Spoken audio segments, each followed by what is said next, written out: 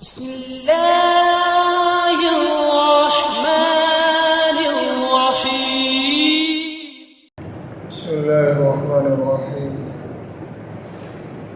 نحمده ونصلي على رسوله الكريم، أما بعد. أعوذ بالله من الشيطان الرجيم. بسم الله الرحمن الرحيم. ومن أحسن قولا ممن دعا إلى الله وعمل صالحا وقال إنني من المسلمين. وقال النبي صلى الله عليه وسلم: شعبان شهري ورمضان شهر الله، أو كما قال عليه الصلاة والتسليم.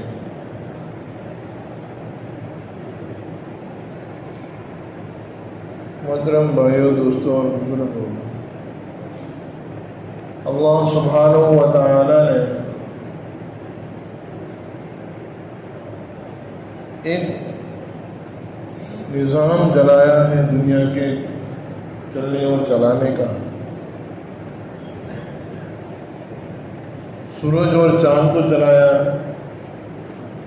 اور اس کے ذریعے سے اللہ رب العزت نے رات اور دن بنائی. اب ان ایام کے اعتبار سے اللہ رب العزت نے اپنے احکام نازل.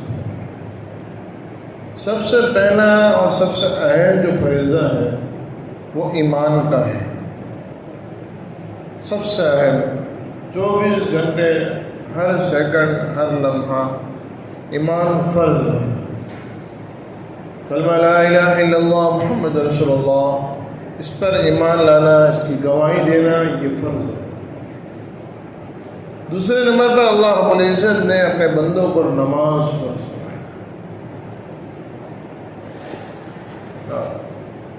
کہ دن میں 5 مرتبہ اس کے مقررہ اوقات کے مطابق نماز فرض ہے.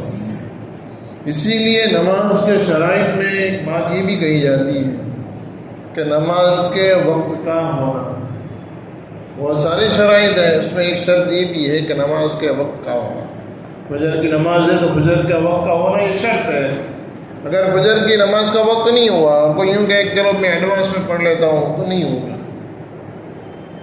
اس کی وہ نماز باقی رہ جائے گی. تو نماز دن میں 5 مرتبہ ہر سال، ہر پورے سال میں، ہر مہینے میں، ہر دن میں، اور یہاں تک کہ کسی کے اوپر معاف نہیں. خالص اس عورت کے لیے جو اپنے شرعی عذر میں ہے، اس کے علاوہ کسی پر معاف نہیں، چاہے وہ کسی جگہ پر ہو اور کیسے ہی حالات میں کیوں نہ ہو. علماء کرام نے اور حضور اکرم صلی اللہ علیہ وسلم نے یہ فرمایا ہے کہ اگر آدمی اپنے بستر پر ہو اور ایسی حالت میں ہو کہ اس کا ہاتھ بھی نہیں ہلتا تھا، وہ اپنے ذات سے، اپنی مرضی سے، اپنے ارادے سے اپنا ہاتھ نہیں ہلا سکتا، اس کے باوجود اس پر نماز معاف نہیں ہے. وہ اپنے اشاروں سے، آنکھ کے اشاروں سے نماز پڑھے گا، نماز معاف نہیں. اور تیسرے نمبر پر جو ہے وہ روزہ ہے، کیونکہ زکوٰۃ جو ہے وہ مالداروں پر فرض ہے. جس کے پاس مال نہیں، جو زکوٰۃ نکالنے کے لیے جن پر زکوٰۃ واجب نہیں ہوتی، وہ تو ہے ہی نہیں. تو روزہ ہر عاقل بالغ مرد عورت پر روزہ فرض ہے. رمضان المبارک کا پورا مہینہ روزہ فرض ہے. تو یہ ہمارا یہ رجب کا آخری دن ہے، اور آئندہ کل سے شعبان کا مہینہ شروع ہو رہا ہے. اللہ کے نبی علیہ الصلوۃ والسلام کی ایک بہت مشہور ہے دعا ہے: اللہم بارک لنا فی رجب و شعبان وبلغنا الی رمضان، کہ اللہ ہمارے رجب اور شعبان میں برکت عطا فرما اور ہمیں رمضان تک صحیح سلامت پہنچا دے. حضور اکرم صلی اللہ علیہ وسلم کے بارے میں احادیث میں موجود ہے کہ حضور اکرم صلی اللہ علیہ وسلم رمضان کی تیاری 2 مہینے پہلے سے کرتے تھے. رمضان کی تیاری 2 مہینے پہلے سے. آج ہمیں اس کا احساس تک نہیں ہے کہ 1 مہینے کے بعد ہمارے سامنے رمضان المبارک کا مہینہ آنے والا ہے. کل سے شعبان کا مہینہ شروع ہے. اللہ کے نبی صلی اللہ علیہ وسلم فرمایا: شعبان شہری و رمضان شہر اللہ، کہ شعبان میرا مہینہ ہے، رمضان اللہ کا مہینہ ہے. کیونکہ روزہ اللہ کے لیے رکھنا ہے اور اس کا بدلہ بھی اللہ خود دے گا.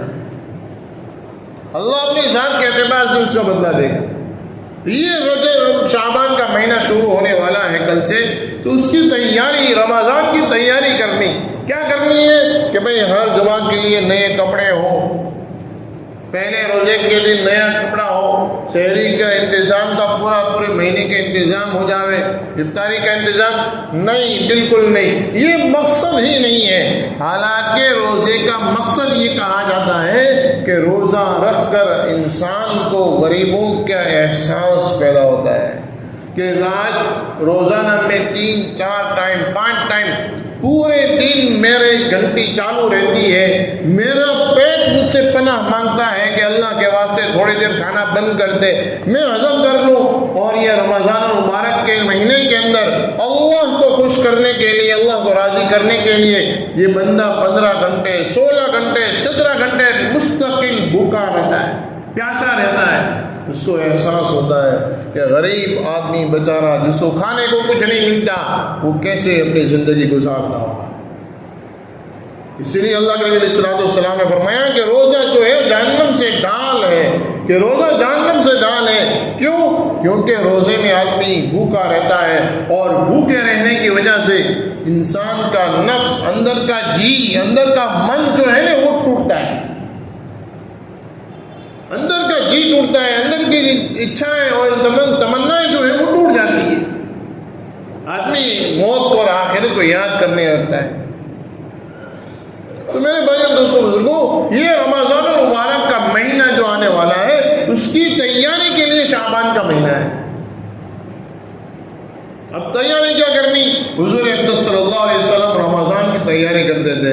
یہ بات ہر ایک تک پہنچنی چاہیے. حضور رمضان کی تیاری کر رہے ہیں اور اپنے گھر والوں کو تیاری کرنے کا کہہ رہے ہیں کہ بھائی رمضان کی تیاری کرو. کیا کرنا ہے کہ نئے کپڑے؟ کہ نہیں, بالکل نہیں, نئے کپڑے کی ضرورت نہیں ہے. مومن تو رمضان میں زیادہ سے زیادہ اللہ کی عبادت کرتا ہے, اللہ رب العزت سے اپنی نیکیوں کو بٹورنے کی کوشش کرتا ہے, اس کی فراق میں رہتا ہے. اس کے لیے تیاری سب سے پہلے یہ ہے کہ شعبان کے مہینے میں روزہ رکھا جاوے, روزہ رکھا جاوے تاکہ رمضان کے مہینے میں روزہ رکھنے میں سہولت ہو جائے.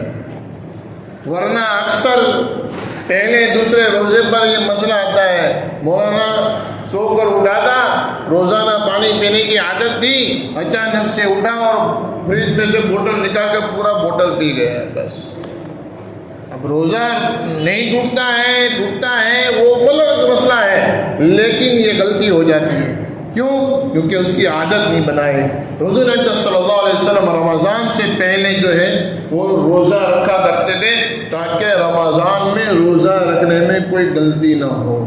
حضور اقدس صلی اللہ علیہ وسلم نوافل میں اضافہ کر دیتے تھے تاکہ رمضان مبارک میں زیادہ سے زیادہ نوافل پڑھی جا سکے. آج ہمارے نوافل سے ہمارا دل نکل گیا. یہاں تک کی بات آ گئی کہ جو ہم نماز 5 وقت کی نمازوں میں آگے پیچھے جو نوافل نمازیں ہیں, یہاں تک کہ سنت نمازیں جو ہیں وہ بھی پڑھنے کو ہمارے پاس وقت نہیں. امام صاحب نماز پڑھاتے ہیں, فرض پڑھ لی, ہو گئی, اب باہر نکل گیا, باہر 10 منٹ 15 منٹ آدھا گھنٹہ کھڑا رہے گا, باتیں کرے گا, گپ شپ کرے گا, اور لیکن یہاں کھڑا ہو کر نماز کے پیچھے کی 2 رکعت نفل نہیں پڑتا.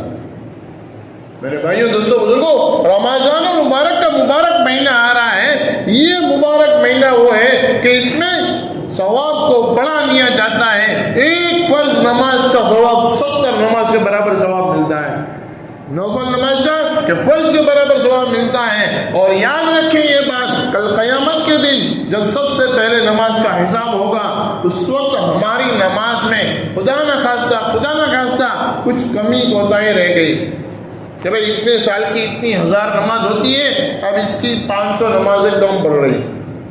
تو اللہ کے نبی علیہ السلام کا فرمان ہے کہ اس موقع پر اللہ رب العزت یوں کہیں گے کہ بھائی اس نے کچھ نفلیں پڑھی ہے, تو کہا جائے کہ ہاں نفلیں پڑھی ہیں, اس نفلوں کو فرض میں لگا کر اس کی نماز پوری کر دو. تو نفل نماز کبھی سے اس کا اہتمام ہم اپنے آپ کو اس کا عادی بنائے. میرے بھائیوں, یہ ساری چیزیں جو ہے اپنی ذات کو باندھنے پر ہوگا. یہ نہیں کہ ہم کوئی دعا کرتے ہوئے کہ اللہ توفیق دے دے، اللہ توفیق کا دسترخوان لے کر یا اس کا تھال لے کے کھڑا نہیں ہے، جو نکلے گا سب کو دے دے ہوئے۔ ہاں، یہ چیز وہ ہے کہ جو جتنی فکر کرتا ہے، جو جتنی طمع کرتا ہے، جو جتنی اللہ سے مانگتا ہے، اللہ اس کو نہیں دیتا ہے۔ ورنہ اکثر یہ بات ہے ہمارے درمیان میں کہ میں کسی کو کچھ دو، میں دعا کرو اللہ توفیق دے دے، اللہ گھر پر دینے نہیں آتا۔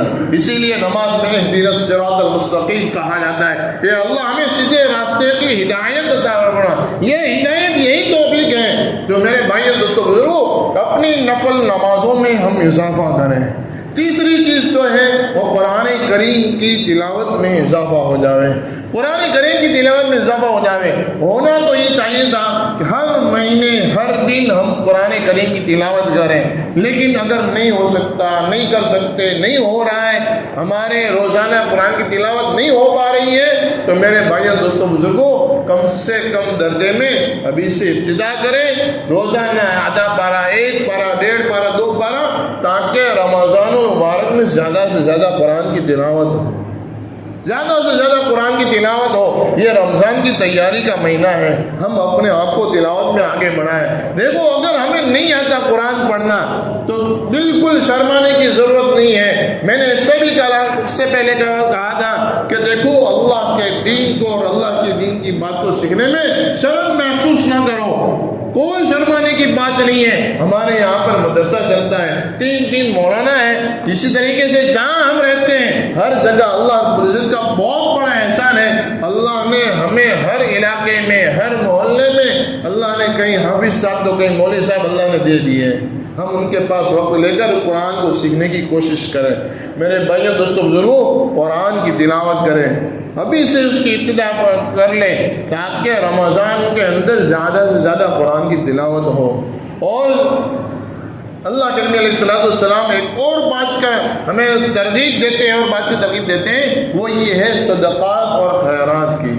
اللہ کے نبی علیہ السلام پہلے سے ابتدا کرتے تھے۔ ویسے تو اللہ کے نبی علیہ السلام سے زیادہ اللہ کے نام پر خرچ کرنے والا کوئی نہیں۔ اس سے پہلے بھی میں نے کہا تھا کہ حضور اقدس صلی اللہ علیہ وسلم کے پاس کہیں سے کوئی ہدیہ یا کوئی مال آ جاتا تھا، حضور اقدس صلی اللہ علیہ وسلم اس وقت تک اپنے گھر نہیں جاتے تھے جب تک وہ پورے کا پورا مال اللہ کے نام پر لوگوں کو تقسیم نہ کر دیتے تھے۔ میرے بھائیوں 1 روپیہ حضور کے پاس کبھی نہیں موجود ہوتا تھا، جب کوئی کام آیا قرضہ لے کر لیا۔ میں آپ سے یہ نہیں کہتا کہ آپ اپنا غلہ اور اپنی تجوری خالی کر کے لوگوں میں تقسیم کر دو، لیکن کوشش یہ ہو کہ زیادہ سے زیادہ اللہ کے نام پر صدقہ خیرات ہو۔ ابھی سے عادت بنائیں، رقم بڑھا دیں، جتنا اللہ کے نام پر دیں گے۔ حضور اقدس صلی اللہ علیہ وسلم کا فرمان ہے کہ صدقہ کرنے سے اگر کسی کا مال کم پڑ جاوے، کسی کا مال کم ہو جاوے، وہ مجھ سے آ کر لے لے۔ میرے بھائیوں صدقہ خیرات کرنے سے مال کم نہیں ہوتا۔ ہم ابھی سے عادت بنائیں کہ بھئی روزانہ کچھ نہ کچھ رقم، ایسے ہم میں سے ہر ایک کی عادت ہوتی ہے 5، 10، 15، 20، 25 روپے، لیکن اس میں اضافہ ہو۔ رمضان کا مہینہ آ رہا ہے، وہاں تک میں ایک اچھی خاصی رقم ہم نکالنے والے بن جاویں۔ میرے بھائیوں اس کی ہم عادت بنا لیں، اس کی عادت بنا لیں۔ یہ چیزیں وہ ہے جو رمضان کی تیاری کی ہے۔ یہ آگے شعبان کا مہینہ شروع ہو رہا ہے، اس کی تیاری کے لیے چیزوں کی ضرورت پڑتی ہے۔ میرے بھائیوں ہم اپنے آپ کو اس کے عادی بنائیں۔ اور دوسری سب سے اہم بات یہ ہے کہ رمضان کا مہینہ ہے، بہت ساری جھوٹی اور غلط باتیں واٹس ایپ میں، فیس بک میں اور دوسرے سوشل میڈیا گروپ میں یہ ساری چیزیں پھیلے گی۔ ہم اس کا استعمال کم کریں اور بغیر تحقیق کے کسی بات کو آگے شیئر نہ کریں۔ کوئی بھی عمل ہو، بلکہ عمل کی ایک لکیر لمبی لکیر لگ جاتی ہے، یہ عمل ہے، یہ عمل ہے، یہ عمل ہے۔ بغیر تحقیق کے کسی عمل کو کسی کے سامنے پیش نہ کرو۔ میرے بھائیوں کبھی ایسا ہو گیا کہ کوئی غلط بات ہم نے شیئر کر دی اور کسی نے اس پر عمل کر لیا، کل قیامت کے دن اس کا بھگتان ہمیں بھگتنا پڑے گا۔ اللہ رب العزت سے دعائیں اللہ ہم تمام کو عمل کرنے کی توفیق عطا فرمائے۔